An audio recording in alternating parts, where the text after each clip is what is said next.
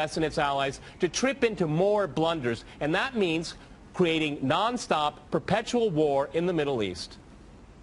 Well, I'm going to make this interesting and disagree with everyone. Okay. I do not accept the premise, which probably isn't too much of a surprise, but nonetheless, I reject the premise that the whole point of the so-called war on terror or investing in the Mujahideen was to somehow fight terrorism or to make a better world.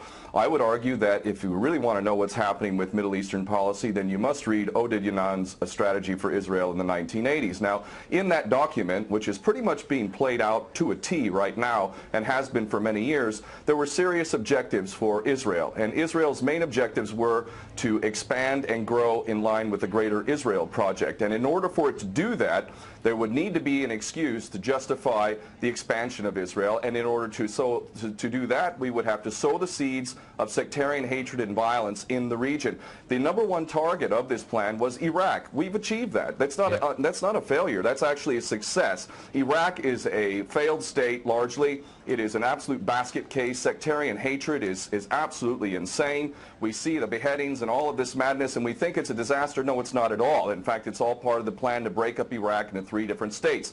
When we look at Syria, we also find that the goal is once again the same thing: sow the seeds of sectarian hatred and basically turn that nation into a basket case. This is happening according to plan as well. Now, ISIS, funny enough, could stand for the Israeli Secret Intelligence Service. Many people are seeing the very big benefits to the state of Israel, the so-called Jewish state of Israel, by the breakup and the balkanization of the surrounding states. So actually, if you believe what's being told to you, and I just don't know why anyone would believe anything that comes out of the mouth of virtually any Western leader, whether it be Obama or Bush or any of the rest of them, all of these people are nothing but patent liars, and everything they say is pretty much the opposite of the truth. So I don't accept virtually anything they say. Okay, good. Violence.